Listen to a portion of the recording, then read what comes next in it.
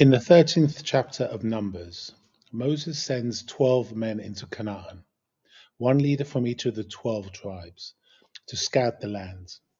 They go in for 40 days.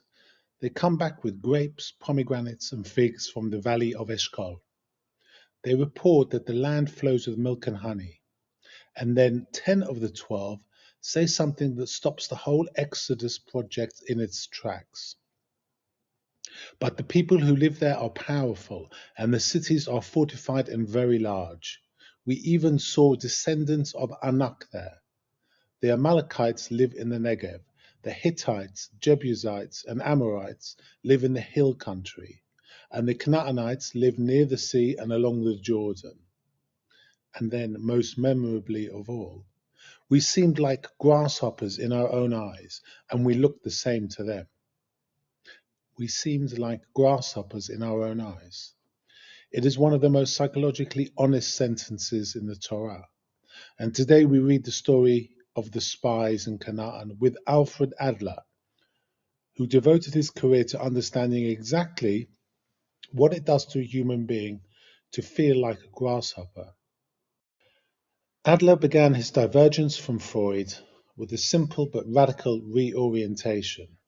The fundamental human experience is not the management of sexual energy, but the experience of inferiority. Every human being, Adler argued, begins life small, helpless and dependent, genuinely inferior in power and competence to the adults around them. This is not pathology, it is a universal condition of childhood. The crucial question in Adler's framework is what the person does with this original experience of inferiority. The healthy response is what he called active compensation, the channeling of the felt inferiority into effort, development, and the building of genuine competence. The inferiority is the engine, not the destination. It drives growth rather than defining identity. The unhealthy response is what Adler called the inferiority complex, the condition in which the original experience of smallness becomes the fixed belief about the self, that distorts perception, constricts action, and prevents the development of genuine competence. The person with an inferiority complex does not experience their inferiority as a spur to growth. They experience it as a fixed truth about who they are, and they organize their lives around protecting themselves from situations that would confirm or expose this truth. The 10 spies have an inferiority complex. It is worth looking carefully at the sequence of the 10 spies' reports. They begin with facts. The land is indeed good. They then move to facts about the inhabitants. The cities are large and fortified, and the people are powerful. The Anakim are there. These are presumably accurate observations. The problem is not that the spies are reporting what they see. The problem is what comes next. We cannot attack those people. They are stronger than we are. This is no longer a factual report. This is an interpretation, a conclusion drawn from the facts that is not the only conclusion the facts support. And then we seemed like grasshoppers in our own eyes, and we looked the same to them. Note the structure. First, we seemed like grasshoppers in our own eyes. This is the subjective experience, the felt smallness. Then, we looked the same to them. But how do the spies know how they look to the Anakim? They have projected their own self-perception into the enemy. They have no evidence for what the inhabitants of Canaan thought about the Israelite scouts. They have only evidence for what they themselves felt in the Anakim's presence. Adler would say, this is the characteristic move of the inferiority complex. It begins with the felt smallness, which is real, the experience is genuine, but it then converts the subjective feeling into an objective assessment of how others see us, and from there into a conclusion about what is possible. The grasshopper in our own eyes becomes the grasshopper in everyone's eyes, becomes the impossibility of the task. Caleb silences the crowd. He says, we should go up and take possession of the land, for we can certainly do it. And the 10 spies contradict him. We cannot attack those people. They are stronger than we are. Caleb and Joshua, the two who give the minority report, are seeing the same Canaan, the same fortified cities, the same Anakim. The facts are the same. What is different is the internal stance from which they interpret the facts. Adler's concept of Gemeinschaftsgefühl, or social interest, the orientation of the self towards a community, is relevant here. Caleb and Joshua are not simply more confident individuals than the 10. They have a different relationship to the collective project. They are oriented towards the community's future and the community's mission in a way that gives them a framework for assessing possibility.